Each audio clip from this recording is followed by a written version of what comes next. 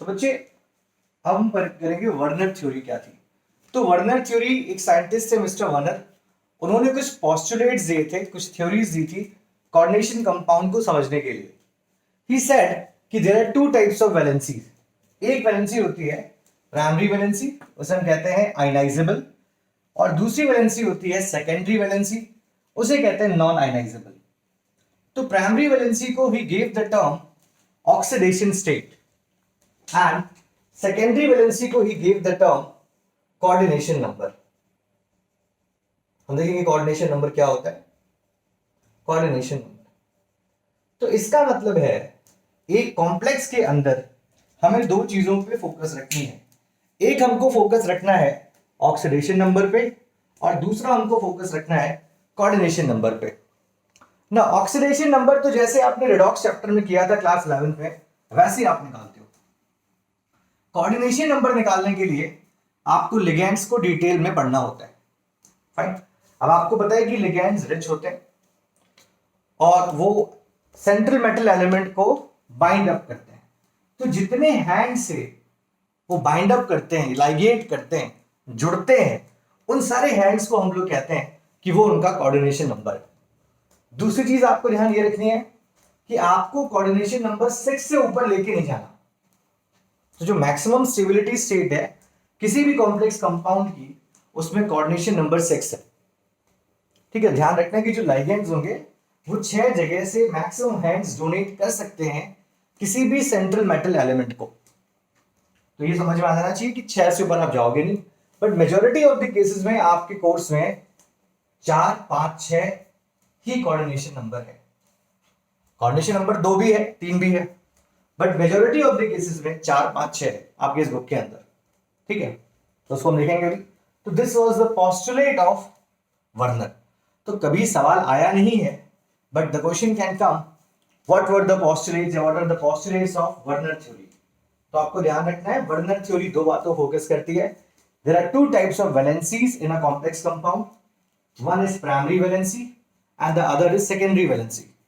Primary valency is known as the oxidation state which is ionizable, and secondary valency is known as the coordination number which is non ionizable। तो ध्यान रखना कि जो coordination number वाली चीजें हैं, जब हम कह रहे हैं कि वो नॉन आयनाइजेबल है, तो डेफिनेटली वो बॉक्स के अंदर ही होने वाली हैं, ये आपको ध्यान रखना है। और जो ऑक्सीडेशन स्टेट है वो आप बॉक्स के बाहर, बॉक्स के अंदर, बॉक्स के बाहर सबको मिल के निकालोगे। ध्यान रखना चीज को। तो देखते हैं बच्चे, तो लेट्स स्टार्ट विद लिगेंड्स।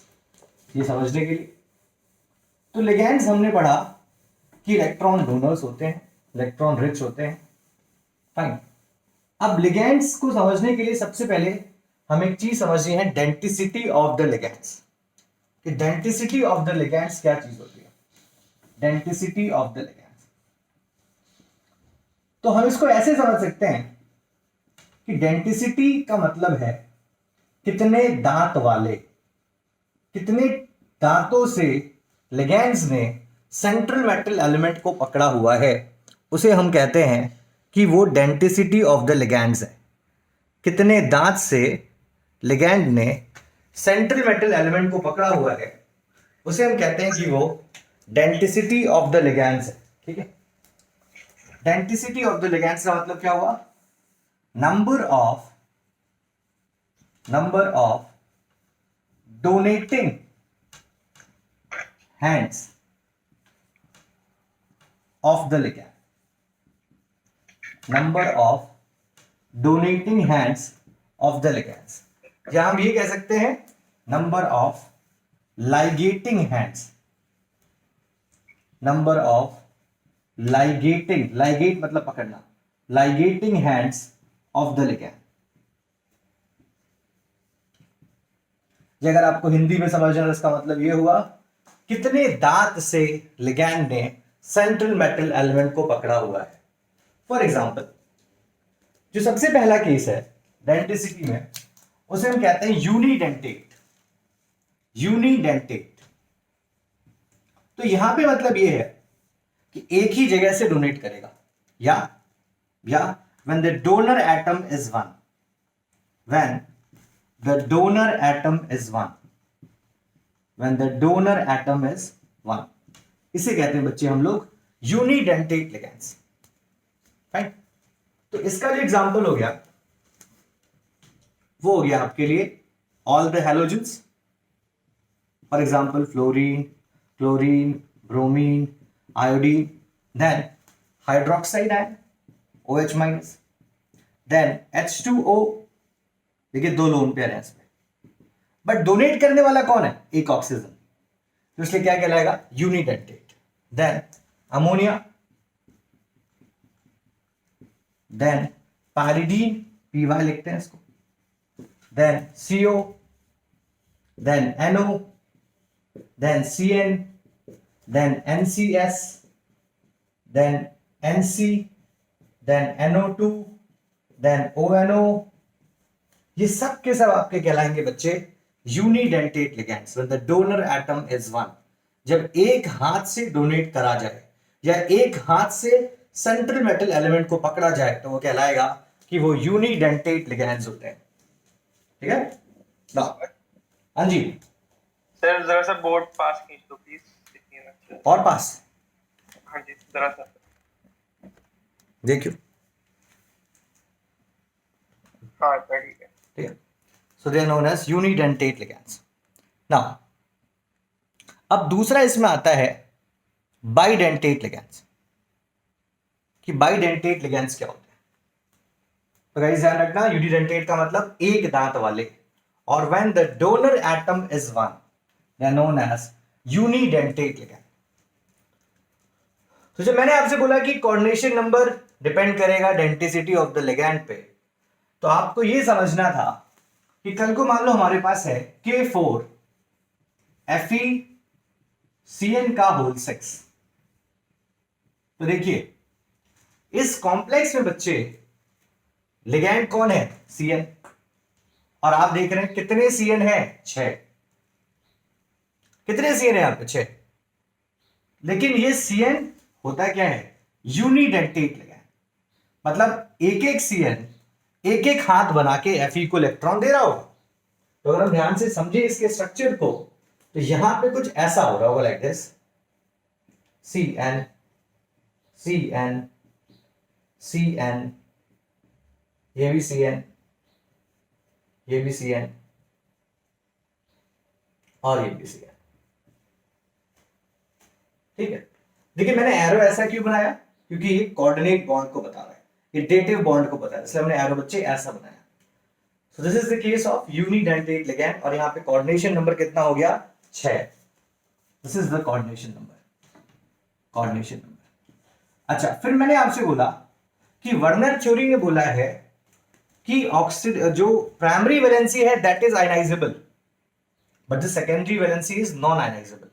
इसलिए देखो हम इसको नहीं तोड़ सकते गाइस, लेकिन कल को जब मैं इसको पानी में डाल दूंगा K4 FeCN के होल 6 को, तो ये कुछ इस तरीके से टूट जाएगा, 4K प्लस FeCN का होल 6 4 माइनस। ठीक है, तो ऑक्सीडेशन नंबर वाली चीजें अनाइजेबल हैं और कोऑर्डिनेशन नंबर वाली चीजें अनाइजेबल नहीं है, आपको ये चीज समझनी है इससे। नाउ अब अगर हम बात करें बाइडेंटेट लिगेंड, तो बाइडेंटेट लिगेंड को हम लोग डाइडेंटेट लिगेंड भी कहते हैं।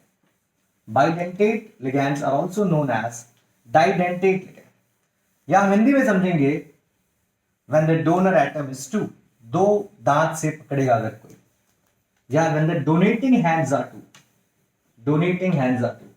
अच्छा, जितने भी ये आपके डोनर एटम 2 होते हैं उनको बनाने का ना एक स्पेशल तरीका होता है, उन्हें हम कुछ फ्लावर लाइक जैसा बनाते हैं या डंबल जैसा बनाते हैं, मैं दिखाता हूं आपको। तो second example, second case is bidentate ligand, या इसी को हम कहते हैं बच्चे डाइडेंटेट लिगेंड।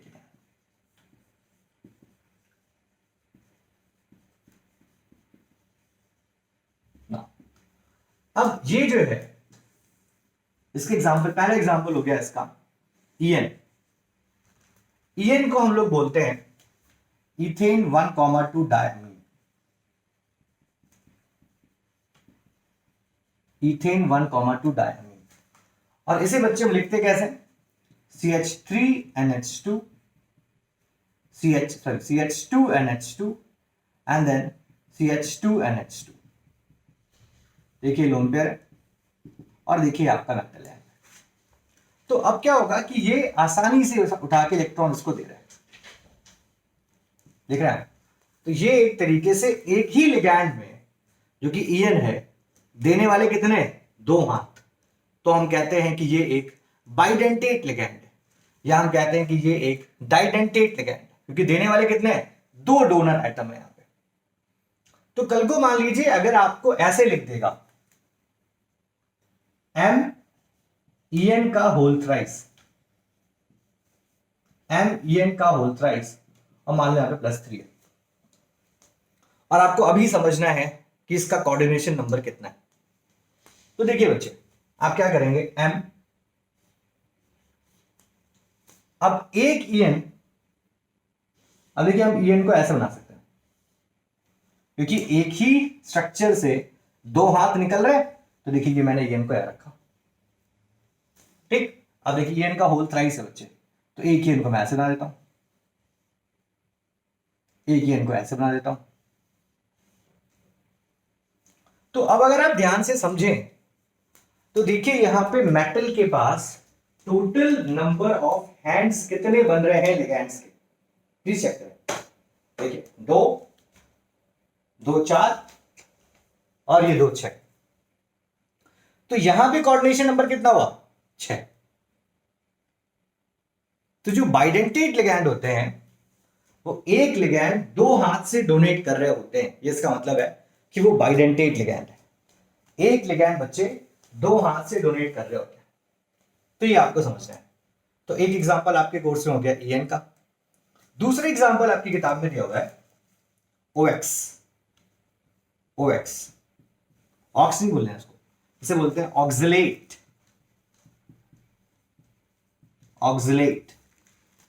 ठीक। अब ऑक्सलेट जो शब्द है बच्चे, वो ऑक्सैलिक एसिड से आया हुआ है। तो ऑक्सैलिक एसिड आपको पता है ऐसा होता है,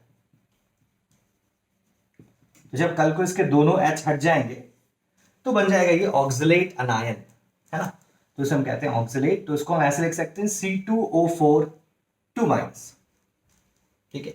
या कहीं कहीं पे सिर्फ लिखा हुआ है C2O4, तो कंफ्यूज मत होइएगा, वो अंडरस्टूड है कि आपको चार्ज वहां पुट करना है, C2O4, ठीक।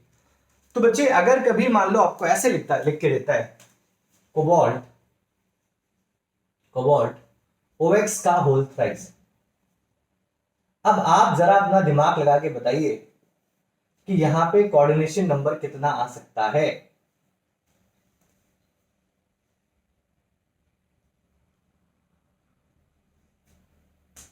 अगेन 6 ही आएगा।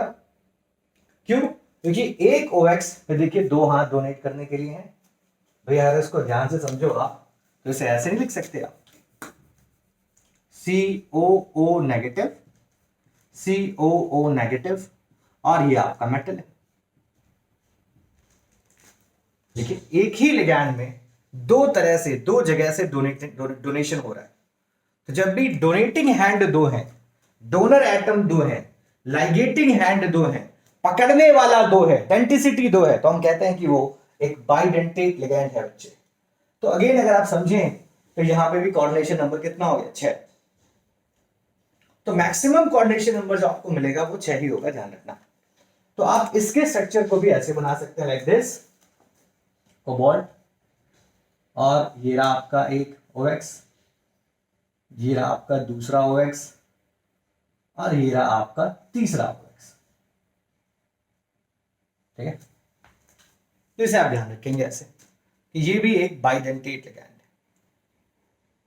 अच्छा, अब जो तीसरा एग्जांपल आपके कोर्स में दिया हुआ है वो है बच्चे कार्बोनेट आयन का, कार्बोनेट आयन। तो अगर आपको याद हो तो हमने क्लास 11 से पढ़ा है कि हम कार्बोनेट आयन को ऐसे बनाते हैं, CO3 2- होता है कुछ ऐसा,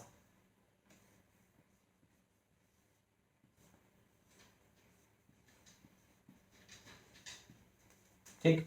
अब देखिए ये आपका मेटल यहां पे हो गया, तो इसको डोनेट करने वाला एक ये है और एक ये, देखिए ये भी this is again a bidentate ligand बच्चे, तो एक तरीके से ये भी बाइडेंटेट लिगैंड है, ठीक, ये आपको ध्यान रखना है। चौथा एग्जांपल आपके कोर्स में है डीएमजी। डीएमजी इसे हम कहते हैं डाइमिथाइल ग्लॉक्सीन। डाइमिथाइल ग्लॉक्सीन। इसकी खास बात क्या है, जब केमिस्ट्री लैब में जाओगे तो वहां पे जो है डीएमजी की बॉटल रखी होगी, तो पूछेगा व्हाट इज द एप्लीकेशन और what is the use of DMG. अब ये क्या हो गया, ये एक लैब का सवाल हो गया। So DMG is used to test nickel ion. DMG को यूज करते हैं to test nickel ions in lab. कैसे? We get a rose like precipitate, red rose like precipitate। हमें रेड रोज की कलर का एक प्रेसिपिटेट मिलेगा अगर वहां पे निकल आयन होगा तो। ये आपको ध्यान रखना है कि DMG is used to test nickel ions, ठीक। अब जो आपका चौथा एग्जांपल है बाइडेंटेट लिगैंड्स का, वो है बच्चे glycinato. The fourth example is guys glycinato. अब ग्लाइसिनेटो जो है वो ग्लाइसिन से आया हुआ है। Glycinato is derived from glycine, और जो ग्लाइसिन होता है बच्चे वो एक ऑप्टिकली इनएक्टिव अमीनो एसिड होता है। Glycine is an optically inactive amino acid. Glycine तो बच्चे कैसे बनाते हैं, CH2COOH and then your NH2। अगर आप ध्यान से देखो तो ये ग्लाइसिन, ये एक अमीनो एसिड है। अब यहां पे क्या होगा कि जब इसका H चला जाएगा तो यहां पे नेगेटिव चार्ज आ गया, और देखो इस N के पास लोन पेयर होता है, ये आपका मेटल। तो अब ये यहां से डोनेट कर सकता है और देखो यहां से डोनेट कर सकता है। तो ये भी एक तरीके से एक बाइडेंटेट लिगैंड है बच्चे, दो दांत वाले बाइडेंटेट लिगैंड। ठीक है, तो ये आपको ध्यान रखना रहा। उसके बाद अगर आप ध्यान से देखो तो जो बाइडेंटेट लिगैंड्स हैं उसमें एक रिंग लाइक शेप जैसा बन रहा है, देखो ध्यान से। तो यहां पे थोड़ा सा नोट लिखेंगे, विथ bidentate ligands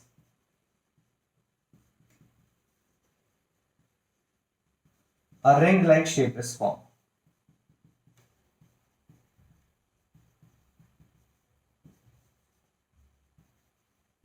ठीक है, with bidentate ligands a ring like shape is formed। now the next case, हाँ बेटा सम एम से क्यों डिनोट कर रहे हैं? बेटा एम का मतलब यहाँ मेटल है।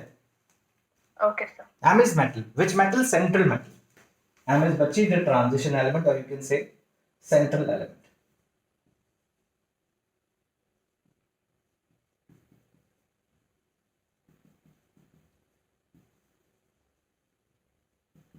ठीक है,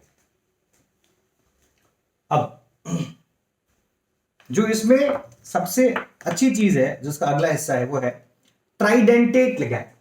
तो अभी आपने किया बाइडेंटेट लिगैंड, अगली हेडिंग लिखो बच्चे tridentate ligand. Tridentate ligand, 3 donor atom, tridentate. ये सब हमें इसलिए पता होना चाहिए क्योंकि बहुत सारे एग्जाम में ना इसके सवाल आए हुए हैं। क्योंकि बाइडेंटेट को देखो, मैंने आपको 4 एग्जाम्पल बता दिए, ट्राइडेंटेट के 2 एग्जाम्पल है। अच्छा, आपकी किताब में क्या एक भी एग्जाम्पल है, तो हमको पता नहीं चलता कि ट्राइडेंटेट एग्जाम्पल। तो अगला है ट्राइडेंटेट लिगैंड, और इसको कहते हैं dien, this is known as dien. ठीक है, तो यहां पे जो इसका स्ट्रक्चर है बच्चे, इसका नाम हो गया डाइएथाइलीन ट्राइअमीन।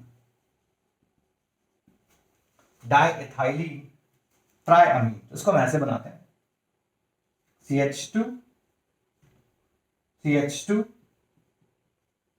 ये हो गया आपका NH2, ये हो गया आपका NH, और यहां पे बच्चे CH2 CH2, ये जुड़ा हुआ है इससे, ये और हो गया आपका NH2। तो अगर आप यहां पे देखें ध्यान से, ये CH2 NH2 CH2 NH CH2 CH2 NH, ठीक है, NH2। अब यहां पे अगर आपका जो मेटल यहां पड़ा होगा तो देखिए उसके साथ क्या होगा, एक तो ये डोनेट कर रहा होगा, एक ये डोनेट कर रहा होगा, और देखिए बच्चे एक ये डोनेट कर रहा होगा। तो यहां पे और अच्छा क्लोज्ड रिंग जैसा स्ट्रक्चर बना, यहां पे जो स्ट्रक्चर बना बच्चे, बहुत अच्छा क्लोज्ड स्ट्रक्चर बना। ये रिसेंटली जेईई मेंस पे आया हुआ था क्वेश्चन, और इसे लोग बच्चे क्यों नहीं कर पाते, क्योंकि एनसीईआरटी में कहीं नहीं लिखा ट्राइडेंटेट लिखा है, सर बाइडेंटेट लिखा है, यूनिडेंटेट लिखा है, पॉलीडेंटेट लिखा हुआ है। तो ये आप ध्यान, this is dien is known as tridentate लिखा है when the donor atom is 3, ये आपको समझना है बच्चे, ठीक है। नाउ नेक्स्ट इसका एग्जांपल है ट्राइडेंटेट का, उसे हम रिप्रेजेंट करते हैं टरपाई से। टरपाई, टरपाई का एक्चुअल मतलब है 3 पैराडीन बना दो आप एक साथ। टरपाई का एक्चुअल मतलब बच्चे क्या है, 3 पैराडीन एक साथ बनाओ। जैसे एक पैराडीन क्या करता है, यूनिडेंटेट होता है, तो यहां पे क्या 3 पैराडीन होंगे, तो बच्चे हो जाएंगे वो ट्राइडेंटेट। फॉर एग्जांपल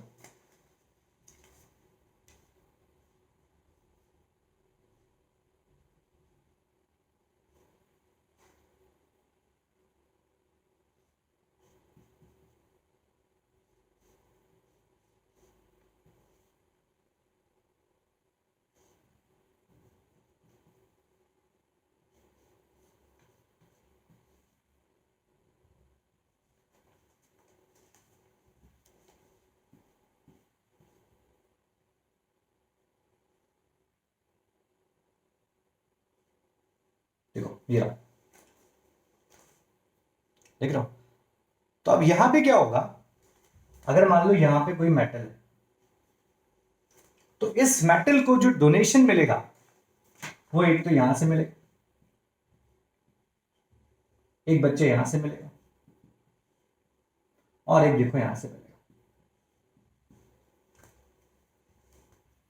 तो ये ध्यान रखना। अब थोड़ा क्या ये बनाने में अजीब सा लगता है, लेकिन जब तुम सीख जाओगे तो याद रह जाएगा, ठीक है। जिसे कहते हैं टरपाई, ध्यान रखना। तो ये 2 पूरे तुम्हारे कोर्स में, ठीक है, 12th के बाद भी यही दोनों एग्जांपल हैं जो ट्राइडेंटेट लिगैंड्स होते हैं, ये आपको याद रखना चाहिए, ठीक है। नाउ द नेक्स्ट इज बच्चे polydentate ligands. Polydentate ligands,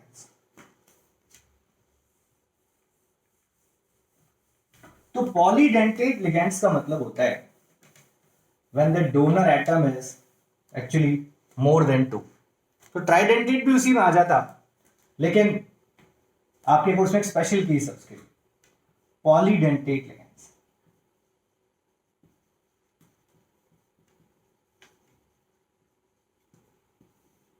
so when the donor atom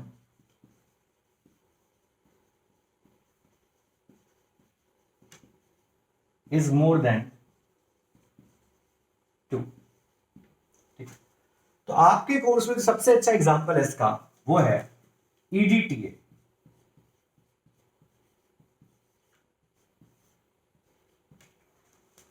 इसे कहते हैं बच्चे ethylene diamine. Ethylene diamine tetra acetate ion, this is known as ethylene diamine tetraacetate ion, ठीक है। और अभी इसकी डेंटिसिटी निकालेंगे हम, उससे पहले इसका यूज देख लें। इसको 2 जगह केमिस्ट्री में यूज करते हैं। इसका पहला यूज होता है used as एंटीडोट। अब ये जो इसका यूज है ना, ये इलेक्ट्रोकेमिस्ट्री का सवाल है, इस चैप्टर में भी दिया हुआ है। Use as antidote for lead poisoning.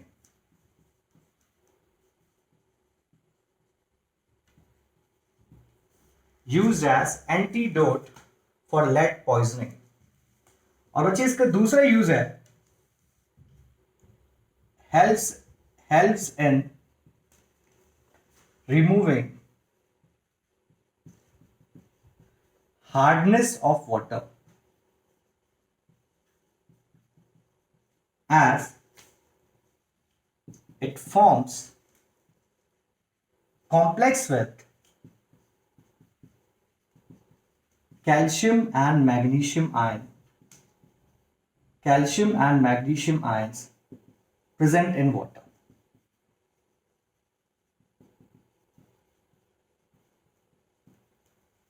As it forms complex with calcium and magnesium ions present in water.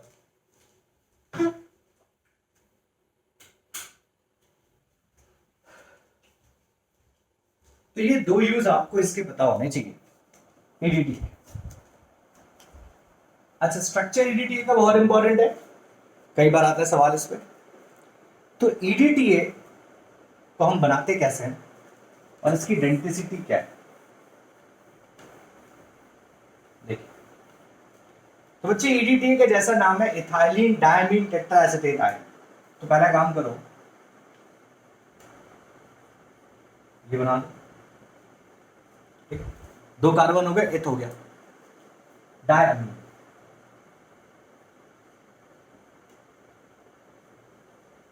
Tetra acetate, ये एसिटेट का फॉर्मूला कह रहा है 4 बार है एसिटेट आयन।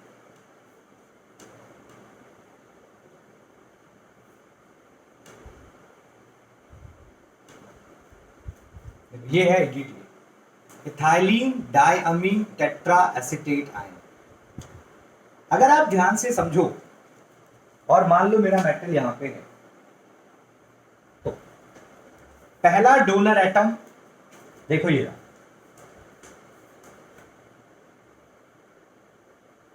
दूसरा डोनर एटम देखो ये रहा, तीसरा डोनर एटम देखो बच्चे ये, चौथा देखो बच्चे ये, पांचवा अगर आप ध्यान से समझो बच्चे तो ये, और छठा अगर आप समझ रहे हो बच्चे तो देखो ये।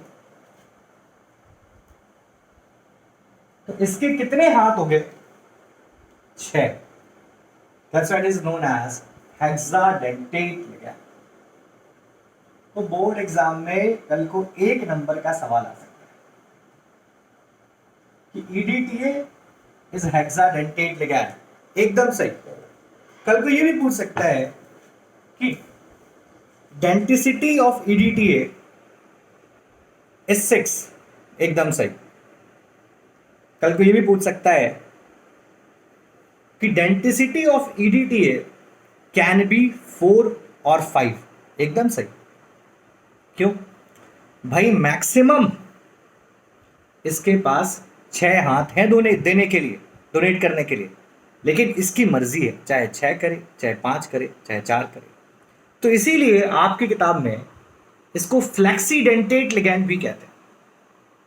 तो ध्यान रखना बच्चे, EDTA is also known as flexidentate ligand. EDTA is also known as flexidentate ligand. EDTA is also known as flexidentate ligand. ठीक है बच्चे, हम EDTA को फ्लेक्सीडेंटेट लिगैंड्स भी कहते हैं, फ्लेक्सीडेंटेट लिगैंड्स। ये आपको पता होना चाहिए इसके बारे में, ठीक है। प्लीज लिख लेना वहां पे, EDTA is also known as flexidentate ligands.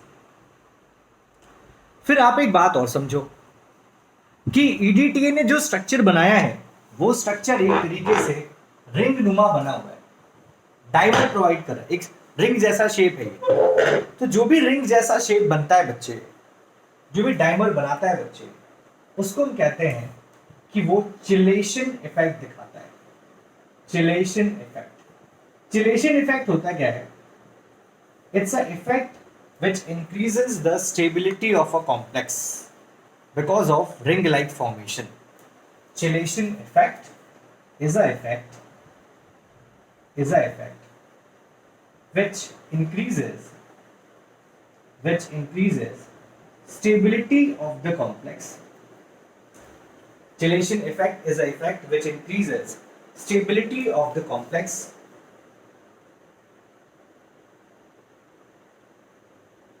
by forming a ring-like shape.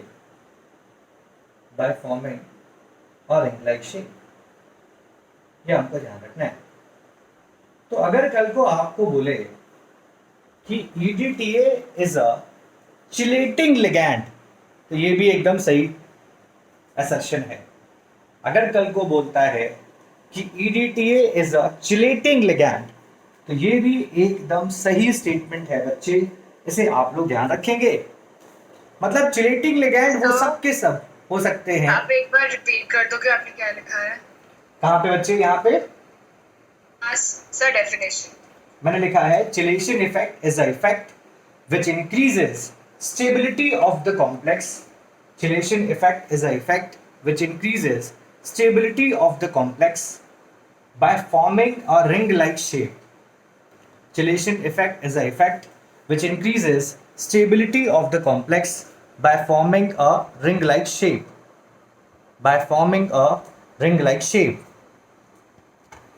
Chelation effect is a stability effect, is an effect which increases the stability of a complex by forming a ring-like shape. Clear हो गया? आगे चलें. अब बेटा हम देखते हैं कि एनसीईआरटी में इसके ऊपर सवाल क्या है. तो आपकी जो बुक है इसके ऊपर 2 सवाल इसके ऊपर हैं. But before doing that question मैं आपको 2 चीजें बताना चाहूंगा. पहली चीज तो ये कि कोई भी कॉम्प्लेक्स अब तक हमने जो भी पॉइंट्स पढ़े उसके हिसाब से स्टेबल कब होगा. देखो जैसे मान लो लेट्स सपोज लावण्या तुम्हारे 4 दोस्त हैं और मान लो मेरे 6 दोस्त हैं. मल्लिका के 2 दोस्त हैं और उत्कर्ष के मान लो कि 5 दोस्त हैं. ठीक. तो ये बताओ इन फिगर्स में से सबसे ज्यादा कनेक्शंस तुम्हें किसके दिखाई दे रहे हैं? सर 6 वाले के. मतलब मेरे. ठीक. ओके या. तो बच्चे अब इस सवाल को समझना. वो कॉम्प्लेक्स कंपाउंड ज्यादा स्टेबल होगा. अगर आपसे कभी सवाल पूछे कि आप कॉम्प्लेक्स कंपाउंड की स्टेबिलिटी बताइए कि कौन सा कॉम्प्लेक्स कंपाउंड स्टेबल है. देखो स्टेबिलिटी निकालने के बहुत सारे तरीके हैं. अभी तक हमने जो पढ़ा मैं उस पर फोकस कर रहा हूं. तो सबसे पहला तरीका है कोऑर्डिनेशन नंबर. जितना ज्यादा कोऑर्डिनेशन नंबर उतनी ज्यादा स्टेबिलिटी. दूसरी बात, अच्छा मान लो कहीं पे कोऑर्डिनेशन नंबर सेम आ जाए तो वहां तुम चेक करना चिलेशन इफेक्ट. अगर कभी ऐसा हुआ कि बच्चे कोऑर्डिनेशन नंबर सेम आ जाए तो वहां पे आप चेक करेंगे चिलेशन इफेक्ट. फॉर एग्जांपल आपकी बुक में एक सवाल है एनसीईआरटी में. मैं सवाल लिखता हूं आपके लिए.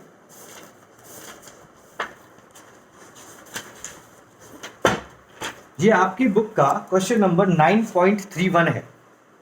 This is question number 9.31. मैं सवाल लिख रहा हूं यहाँ पे. सवाल पूछता है बच्चे amongst the following the most stable complex is.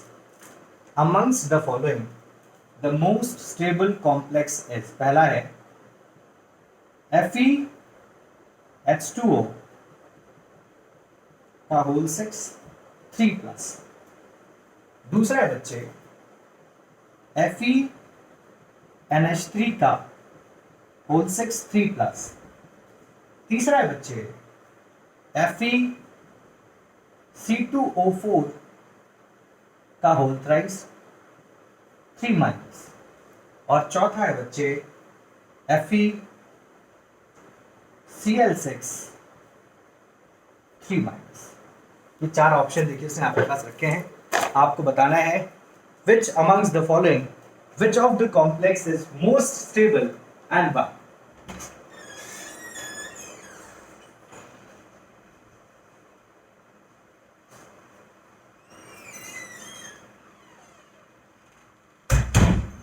बताइए।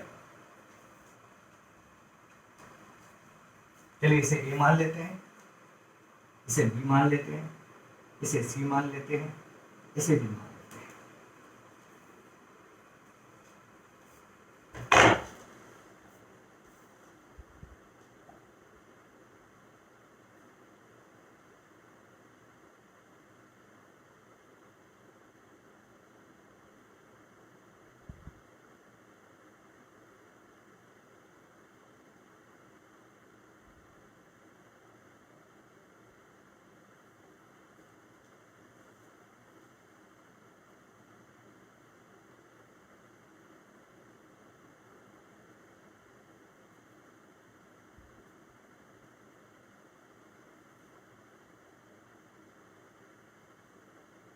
बोलो बच्चे।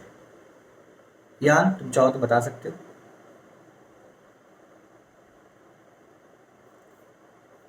सोच रहा हूँ एक सेकंड। Good.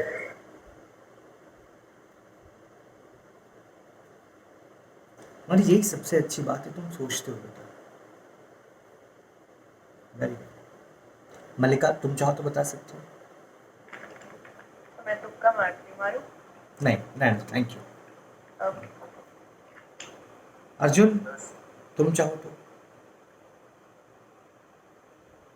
अर्जुन हाँ जी सर। तुम चाहो तो बता सकते हो। सर नहीं चाहता। Shaurya try. Try. Riddhi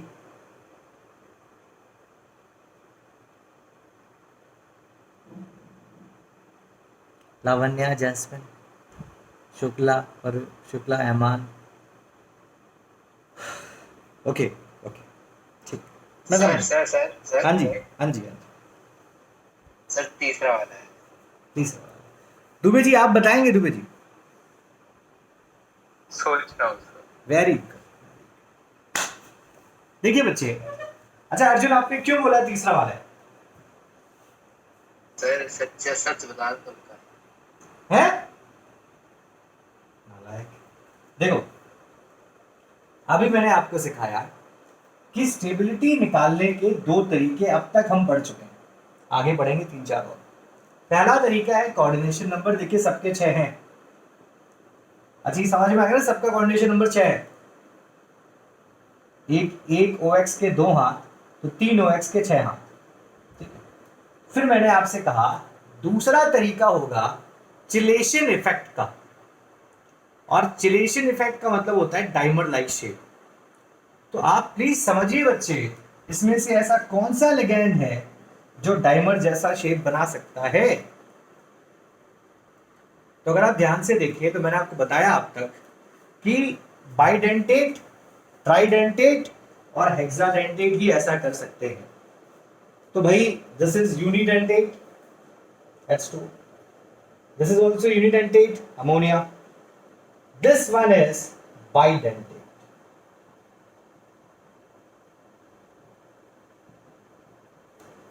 and again this one is unidentate. तो इसीलिए बच्चे आपका जवाब ये होना चाहिए था।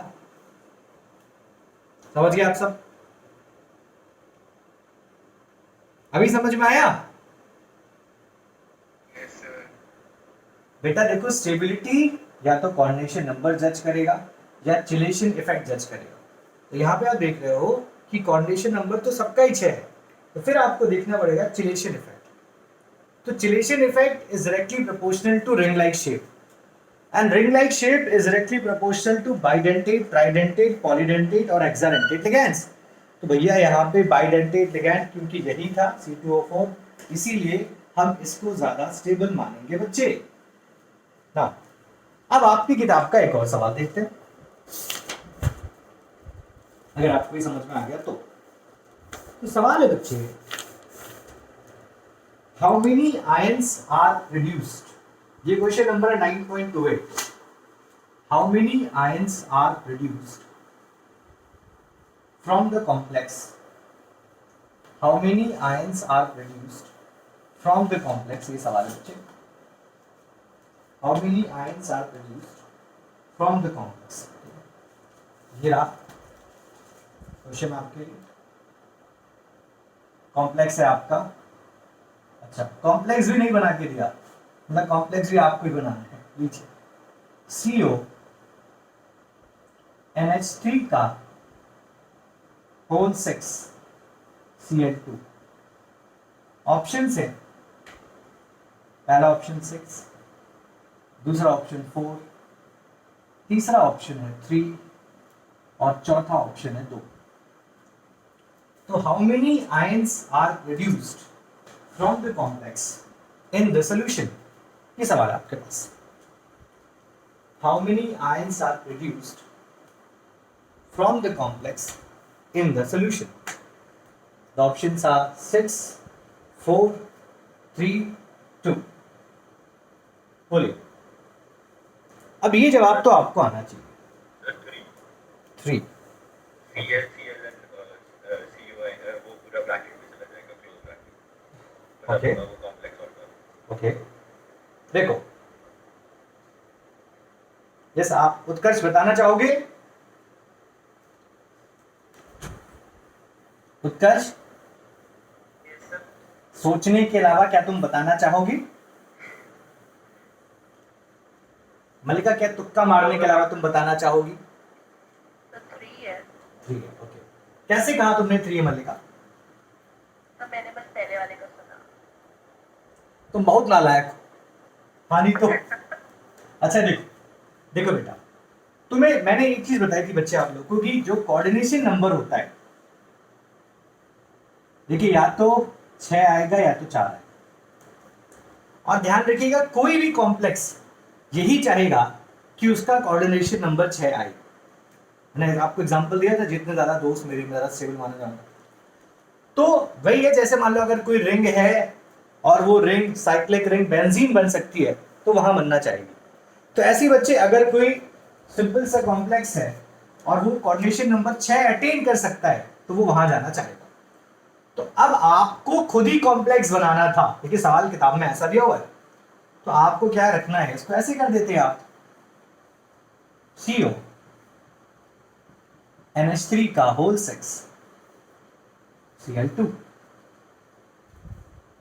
अब अगर आप ध्यान से समझो तो ये कुछ इस तरीके से टूटेगा गाइस। अच्छा मुझे तोड़ के तो बता सकते हो तुम लोग कि कैसे टूटेगा? इतना बता दो, टूटने पे इस कॉम्प्लेक्स पे नेगेटिव चार्ज आएगा कि पॉजिटिव?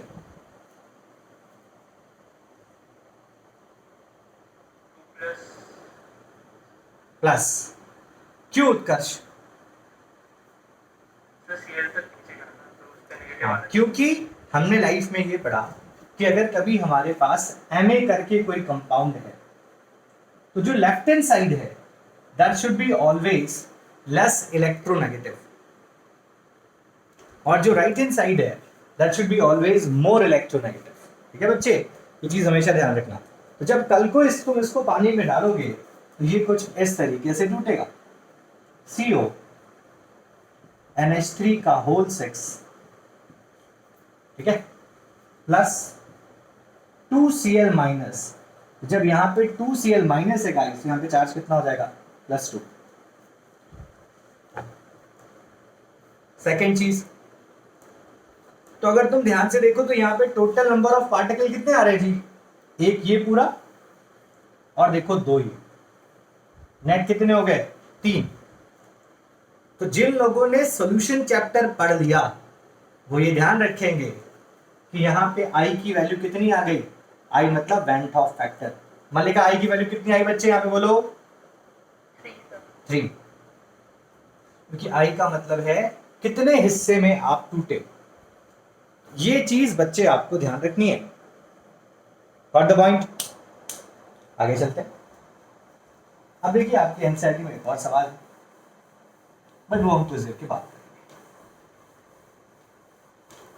ठीक है, तो ध्यान रखना है कि कैसे भी करके आपको कोऑर्डिनेशन नंबर 6 तक स्टेबिलिटी को समझना है कि जब कोऑर्डिनेशन नंबर 6 है तो स्टेबिलिटी बहुत ज्यादा है।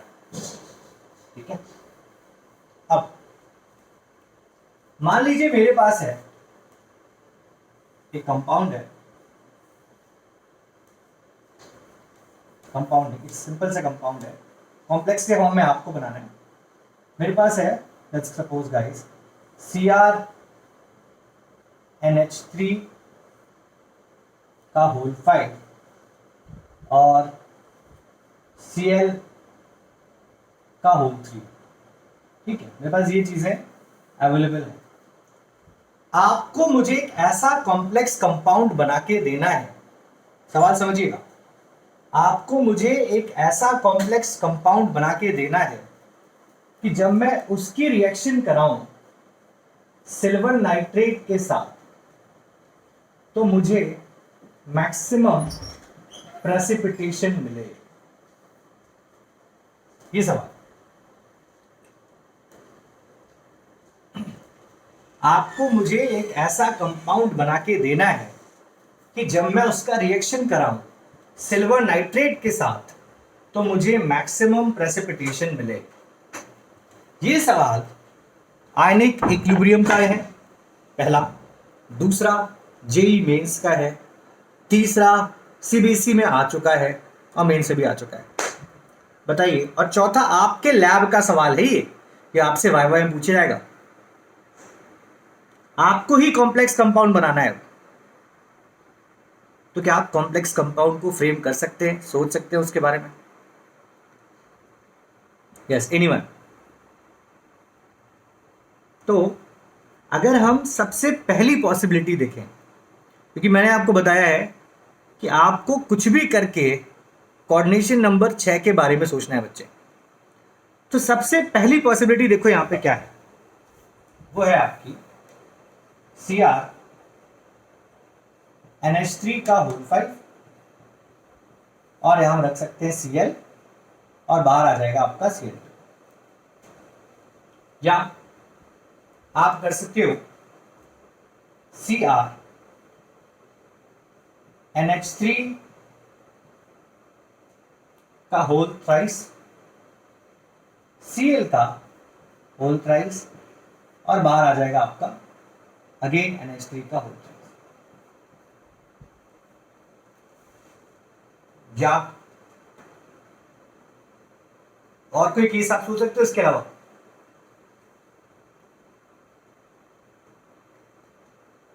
जहां पे कोऑर्डिनेशन नंबर 6 आ जाए।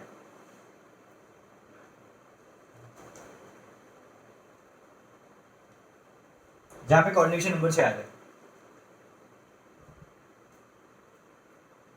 ये मैं ये भी ले सकता हूं, NH3 का होल 4, ठीक, फिर Cl का होल ट्वाइस और यहां पे आ गया मेरा NH3 एंड देन Cl। अब आप बताओ कि मुझे मैक्सिमम प्रेसिपिटेट किस केस में मिलेगा? मैक्सिमम प्रेसिपिटेट मुझे किस केस में मिलेगा? इसको A ले लो, इसको B ले लो और इसको C ले लो। अब देखो, तुम्हें यह समझ में आना चाहिए कि AgNO3 के साथ करने पे हमें AgX का प्रेसिपिटेट मिलता है। ठीक है, मतलब ये जो NO3 माइनस है that is being substituted or replaced by the X minus। तो मतलब हमने जो पढ़ा हेलो एल्केन हेलो एरीन्स में, वो ये पढ़ा था कि AgCl अगर कहीं मिल जाए तो that is of white PPT. White PPT, please बताओ आंसर मुझे ABC में से कौन सा होगा? बोलो जी, ABC में से कौन सा तुम्हारा आंसर होगा? यस, प्लीज ट्राई गाइस, ऐसा मत करो, बताओ यार। मैक्सिमम प्रेसिपिटेट तुम्हें कहां मिलेगा? ए। अच्छा, ए। देखो ए में क्या है, 2 Cl बाहर है, तो जब कल को मैं ए की रिएक्शन कराऊंगा AgNO3 के साथ, AgNO3, तो मुझे मिल जाएगा 2 AgCl। सही है, ठीक। अगर मैंने बी की रिएक्शन कराई AgNO3 के साथ तो मुझे कुछ नहीं मिलने वाला, और अगर मैंने सी की रिएक्शन कराई AgNO3 के साथ तो मुझे बच्चे 1 मोल मिलेगा AgCl का। ठीक है, तो इसका मतलब ये हुआ कि हमारा जो आंसर है वो यहां पे कौन सा है, ए। तो इसी सवाल को हाँ ठीक है, समझ में आ गया। तो ऐसे क्वेश्चन तुम्हारी किताब में एनसीईआरटी में बीच के पन्नों में बने हुए हैं। क्वेश्चन क्या वो ऐसे ही समझा रहा था, तो ये आपको बताना चाहिए। आई होप सबको समझ में आ गया। आगे चलो नाउ नेक्स्ट। तो अब अगर तुम अपनी किताब का एक सवाल देखो बच्चे, सवाल है 9.2, आपकी बुक का क्वेश्चन नंबर 9.2 है। 9.1 is explain the bonding in coordination compound है in terms of Werner's postulate, और 9.2 आपको अभी देने जा रहा हूं। देखो 9.1 क्या था, explain the bonding in coordination compounds in terms of Werner's postulate, ये हमने कर लिया बच्चे। अब हम करने जा रहे हैं 9.2। 9.2 सवाल बहुत प्यारा क्वेश्चन है, बस आपको समझना है कि अगर ऐसा है तो क्यों है और ऐसा नहीं है तो क्यों नहीं। सवाल है बच्चे, FeSO4 solution, FeSO4 solution is mixed with NH4 का होल ट्वाइस। देखिए कैसे सिंपल चीजों को टफ कर देते हैं ये लोग। FeSO4 solution is mixed with NH4 का whole twice SO4 solution in 1:1 in 1:1 molar ratio, 1:1 molar ratio। सवाल प्लीज ध्यान से समझिएगा। molar ratio gives the test of Fe2 plus ion। ठीक है, but CuSO4 solution mixed with ammonia। देखिए advance में आता क्वेश्चन एक बार, ammonia, aqueous ammonia in 1:4 molar ratio, 1:4 molar ratio does not give the test of Cu2 plus। ये सवाल है, फिर से बोलता हूं आपके लिए बच्चे, Cu2 plus ion, explain why। सवाल कह रहा है FeSO4 प्लस NH4 का होल ट्वाइस SO4 के एक्वस सॉल्यूशंस है, और जब उन्हें 1:1 मोलर रेशियो मिलाया गया तो उनसे जो कंपाउंड बना वो कंपाउंड Fe2 प्लस का टेस्ट देने के लायक है। लैब का सवाल है, ध्यान से। लेकिन जब कॉपर सल्फेट को एक्वस अमोनिया के साथ मिलाया गया 1:4 मोलर रेशियो में, तो जो कंपाउंड मिला वो कॉपर का टेस्ट नहीं दे सकता। Explain why.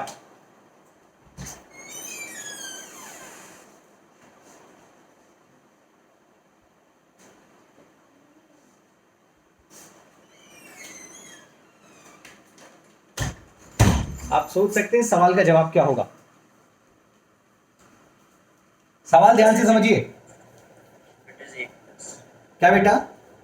पानी की वजह से। पानी की वजह से? पानी क्या मतलब? पानी में क्या है ऐसा? पानी में तुम नहा लिए, क्या है पानी में? Sir no water of crystallization. अच्छा सर फर्स्ट वाले में वो बनेगा मोहर सॉल्ट, सेकंड वाले में टेट्रा अमीनो क्यूप्रिक सल्फेट बनेगा, और एक डबल सॉल्ट है और एक वो ऐसा सॉल्ट है, एक डबल सॉल्ट है और एक कोऑर्डिनेट कंपाउंड है। आई होप शौर्या तुम ही बता रहे हो ना? Yes sir. सर जो डबल सॉल्ट है वो पानी में उसके आयंस डिसॉल्व कर देंगे। Very good, good, very good, keep it up. बच्चे ध्यान से आपको सवाल समझना था। देखिए ये जो सवाल था ये कोऑर्डिनेशन कंपाउंड की पहली क्लास पे बेस्ड था, जहां पे आपने डिफरेंस पढ़ा था डबल सॉल्ट और कॉम्प्लेक्स सॉल्ट में, और मैंने उस दिन आपसे बोला भी था कि प्लीज मोहर सॉल्ट का फॉर्मूला देखो, बताया भी था आपको। अगर आप ध्यान से देखो वो कह रहा है कि जब इन दोनों को मिलाया तो कुछ ऐसा बन रहा है 1:1 रेशियो मिला रहा है, मतलब ये इसी अमाउंट में रहेगा, ये इसी अमाउंट में रहेगा। एक्वस सोल्यूशन मत बोला, मतलब पानी है वहां पे, पानी से कुछ करना होना नहीं है। तो जब 1:1 मोलर रेशियो मिलाया तो वो जो भी कंपाउंड बना that is able to give the test of Fe2+ ion. तो मैंने आपको पढ़ाया था कि डबल सॉल्ट ऐसे सॉल्ट होते हैं जब उन्हें आप पानी में डालते हैं तो वो अपने कंस्टिट्यूएंट आयंस में टूट जाते हैं, जिसकी वजह से वो अपने कंस्टिट्यूएंट आयंस का केमिकल टेस्ट दे सकते हैं। तो वही लाइन ये कह रहा था। उसके बाद कहता है copper sulphate solution mixed with aqueous ammonia in the 1:4 molar ratio does not give the test of Cu2+ ion. Explain why.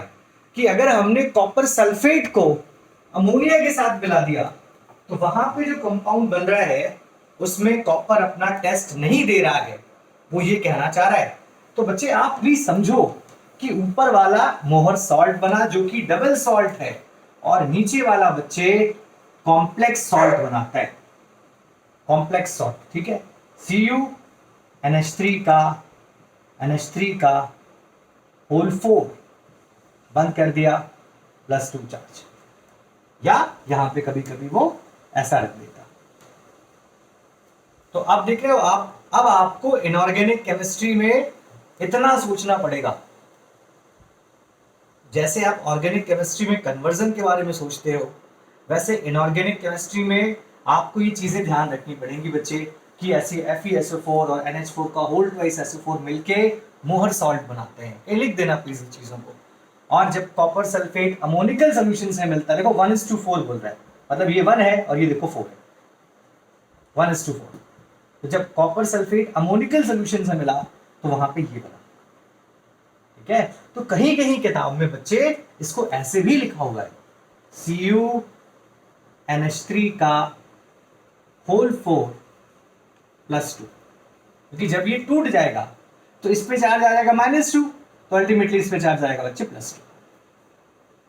तो अगर अब आप समझो, तो जब आप इसको करोगे कॉपर के टेस्ट के साथ, जो भी कॉपर का एनालिटिकल रिएजेंट होगा तो वो टेस्ट दिखाएगा ही नहीं कॉपर का, क्योंकि यहाँ पे कॉपर आपका फ्री नहीं है। बट यहाँ देखो इसका जो एक्वस सोल्यूशन है मोहर सॉल्ट का, उसको जब पानी में डाल दोगे तो वहां पे आयरन फ्री है, तो वो टेस्ट दिखा देगा। इसलिए ये सवाल बहुत इंपॉर्टेंट था। देखो तो उन्होंने क्या किया, बोर्ड एग्जाम में पहले सवाल दे दिया, बड़ा सिंपल सवाल पूछा था कि difference between double salt and complex salt, सबको समझ में आ गया। एक सेट में उन्होंने क्या किया, इस सवाल को डाल दिया। कुछ बच्चों ने क्लेम किया कि ये तो जो है बहुत तगड़ा सवाल है, हमारे कोर्स का ही नहीं है। जब आप इसका आंसर देखो, सिंपल आंसर था, अगेन आपके एनसीईआरटी के सवाल थे, तो इसलिए आपको ये आना चाहिए। बात समझ में आ गई सबको? तो हम सभी को मोहर सॉल्ट का फॉर्मेशन या उसका जो है एंड फैक्टर क्या होता है ये आना चाहिए, ठीक है बच्चे।